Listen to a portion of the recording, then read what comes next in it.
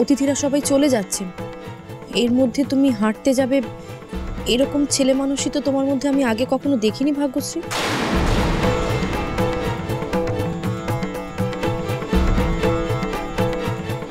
Valentine's day effect, বুঝলি তো?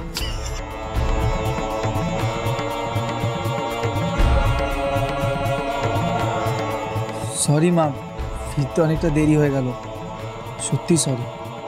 ঠিক আছে, তোরা দুজনে এবার গিয়ে একটু বিশ্রাম নে। হ্যাঁ মা।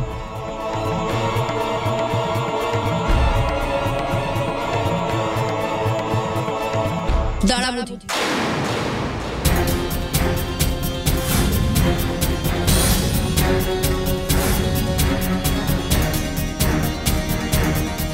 তোর মুখে এটা কিসের দাগ রে বুদ্ধি?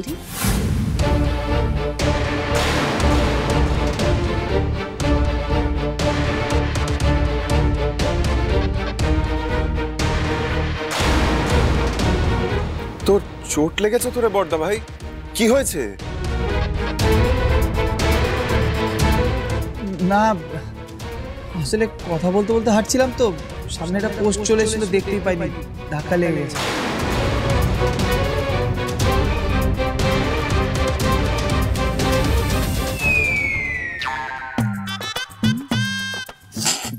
আসলে ওরা ভাগ্যশ্রী দিদিকে তাকিয়ে তাকিয়ে হাঁটলে তো ধাক্কা খাবে, তাই না?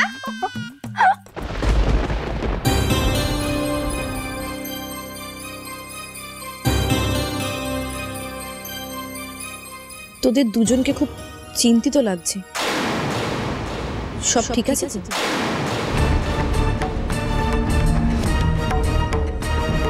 মা না মা, কিছু হয়নি তো, তুমি একদম টেনশন করো না। যাও না, তুমি রেস্ট নাও। কিরে তোরা যা, ঘুমোবি না? এত রাত হয়ে গেছে, যা ঘুমিয়ে পড় তোরা।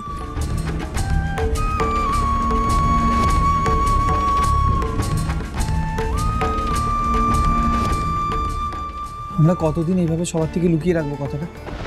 এক না একদিন বাড়ির সবাই তো জানতেই পারবে। হ্যাঁ, জানতে পারবে, কিন্তু আজকে নয়। আজকে ওদের আনন্দটা এভাবে মাটি করে দেওয়া যাবে না। আজকে ওরা যদি সত্যিটা জানতে পারে, সবাই খুব টেনশনে পড়ে যাবে।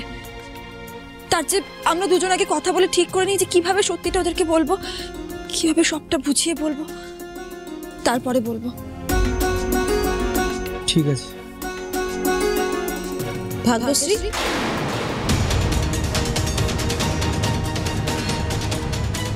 এদিকে শোনো। হ্যাঁ হ্যাঁ মা। ভাগ্যশ্রী, আজ আমি খুব খুশি হয়েছি। পুরো অনুষ্ঠানটা এত সুন্দরভাবে মিটলো। আজকের পর আমাদের উপর থেকে সমস্ত বিপদ কেটে গেল। আগামী দিনগুলো যাতে আমরা সবাই খুব ভালোভাবে কাটাতে পারি, আমি ঠাকুরের কাছে এটাই প্রার্থনা করি।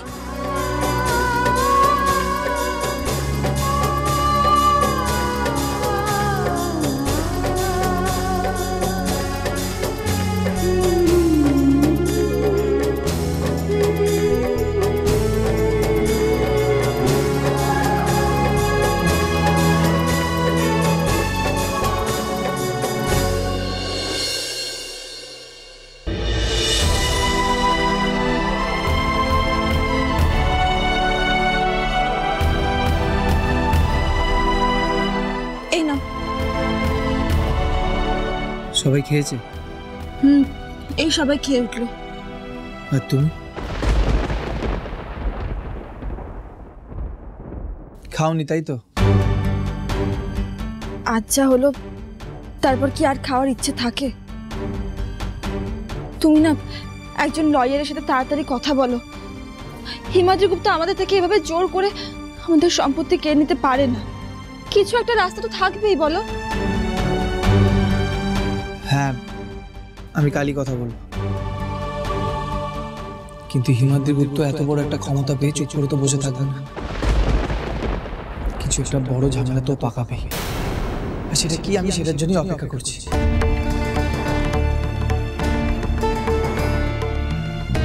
আমার খুব টেনশন হচ্ছে ভাগ্যশ্রী, হিমাদ্রি গুপ্ত আমাদের পরিবারের একটা অনেক বড় ক্ষতি করতে চাইবে। আমি কিভাবে বাঁচাবো আমার পরিবারকে? জানি না, আমি সত্যিই জানি না। তুমি তুমি কাল আগে লয়ারের সাথে কথা বলো, তারপর যা হবে দেখা যাবে।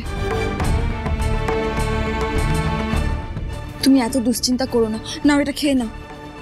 নাও। আমি সব নষ্ট করে দিলাম, ভ্যালেন্টাইন্স ডে, আজকের অনুষ্ঠান, সব। এটা তুমি কি বলছো? কেন বলছো সব? কেন ভেবে নিজেকে দোষারোপ করছো? আমার পরিবারের আমার একার পরিবার? এটা তো আমারও পরিবার, আমাদের পরিবার। এই পরিবারের উপর যাই আসুক না কেন, যত কিছুই হোক না কেন, আমরা সবাই মিলে একসাথে লড়াই করব, একসাথে মোকাবিলা করব। এত সহজে তো আমরা হার মানবো না, কিছুতেই না। এই নাও, এটা খেয়ে নাও আর ঘুমিয়ে পড়ো, কাল যা হবে দেখা যাবে। না, তুমিও তো কিছু খাওনি, আগে তুমি খাও। না না, আমি এখন দুধ খাবো না, একটু কফি হলে ভালো হতো। আচ্ছা ঠিক আছে, আমি তাহলে তোমার জন্য কফি বানিয়ে আনছি। আরে না না, আমি রান্নাঘরে সব গুছিয়ে এসেছি, এখন আর রান্নাঘরে গিয়ে কফি টফি বানাতে হবে না। রান্নাঘরে যেতেই হবে না, আমি তোমার জন্য এখানেই একটা জিনিস বানিয়ে দিচ্ছি।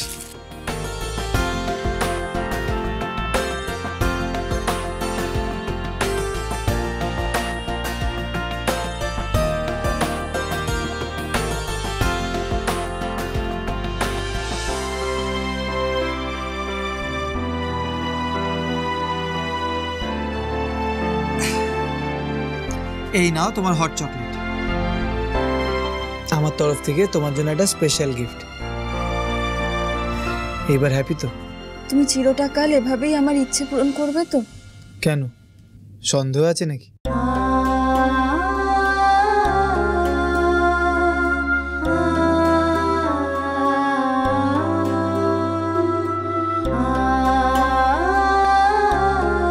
আই লাভ ইউ বোধহয়।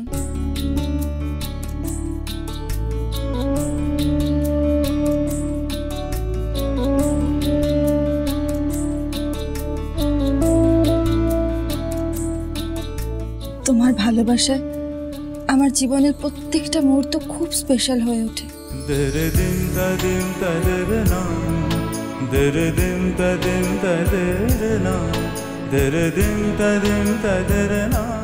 দেখি এই মলমটা লাগিয়ে নাও তো।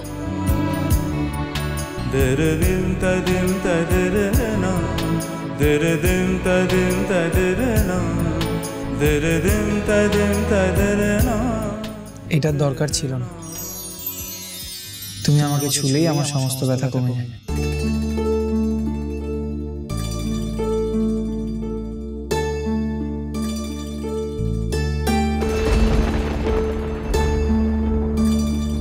আমার মনটা না খুব কু গাইছে গো। বর্দি সারাক্ষণ আমাদের উপরে কুনজর। আমরা যদি আলাদা হয়ে যাই তাহলে?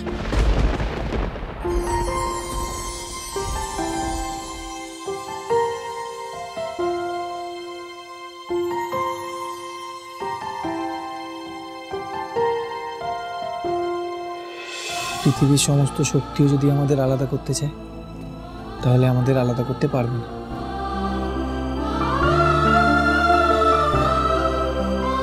আমরা সারাটা জীবন একে অপরের পাশে এইভাবেই থাকবো, সারাটা জীবন একে অপরের হাতটা এইভাবেই শক্ত করে ধরে থাকবো।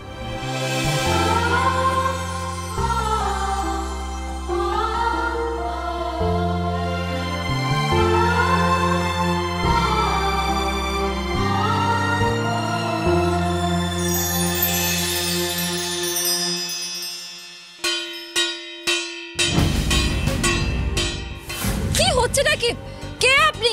এই সরকার পরিবারের সমস্ত সম্পত্তির 51% আমার, রহিমী বসাক। এত আনন্দ পাস না বর্তি, আমরা তোর নামে কোর্টে কেস করব আর তারপর আমাদের সম্পত্তিটা ফিরিয়ে নেব। যা করার আছে কর, কিন্তু তোরা কেউই আমাকে এই বাড়ি থেকে বের করতে পারবি না।